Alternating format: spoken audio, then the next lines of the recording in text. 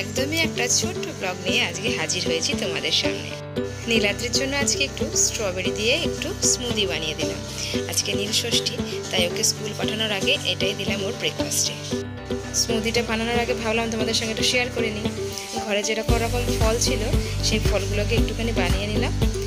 ওর স্ট্রবেরিটা ভীষণ রকম ফেভারিট, একটু স্ট্রবেরিও দিয়ে দিলাম ওর স্মুদিতে। ফলের মধ্যে একটু স্ট্রবেরি আর একটু ওয়াটারমেলন আর ম্যাঙ্গো নীলাদ্রির ভীষণ রকমভাবে প্রিয়।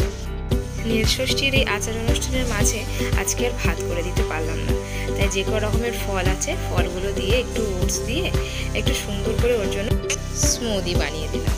না এক্সট্রা কোনো সুগার ওর মধ্যে অ্যাড করিনি, একটু খেজুর অ্যাড করেছিলাম শুধু। সব রকমের ফলগুলো মিক্সচারে দিয়ে দিলাম আর দিয়ে দিলাম তাতে 2 চামচ মতো ওটস। সুন্দর করে ব্লেন্ড করে পোর করে দিলাম গ্লাসে। ফলটা বেশ অনেকটাই ছিল, তাই দুটো স্টেপে আমি এই স্মুদিটা বানিয়েছি। 1 গ্লাস নীলাদ্রির জন্য, 1 গ্লাস হচ্ছে আমার মায়ের জন্য। নীলাদ্রি কিন্তু ওর মনের মতো স্মুদিটা পেয়ে ভীষণ রকমভাবে খুশি।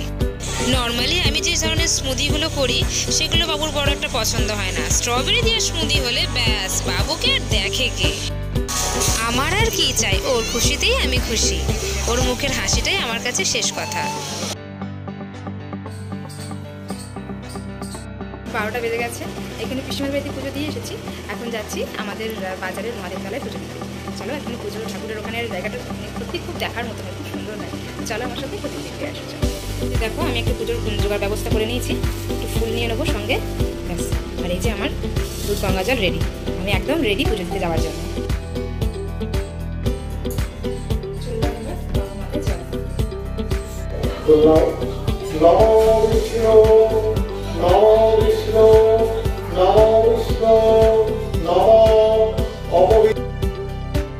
বাড়ি ফিরে আমার জগন্নাথের সেবা দিয়ে তারপর আমার বাড়ির যে ভোলেনাথ, সেই ভোলেনাথকে মনের মতো করে আমি পুজো করলাম। এই যে আমার সাবু মাখা কমপ্লিট হয়ে গেছে। আজকে দুপুরে পুজো দিয়ে এসে এটাই খাবো আর কি। সব রকম ফল দিয়েছি, একটু দই দিয়েছি, সন্দেশ দিয়েছি, একটু আমুল দুধ দিয়েছি, চিনিটা অ্যাভয়েড করেছি। এই হচ্ছে আমার আর আমার মায়ের খাবার।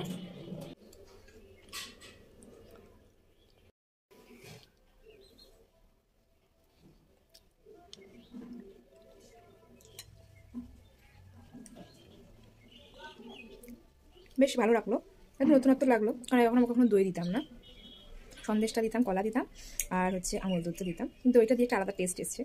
তো আজ চলে যাচ্ছি চড়কের মেলা দেখতে। আমাদেরই মলের স্টাফ শিলার বাড়িতে, ওখানে নিমন্ত্রণ রয়েছে আমাদের সকলটা। তো এখানেই আজকে যাচ্ছি, তোমরা আমাদের সাথে দেখে আসছে চড়কের মেলা। চলো।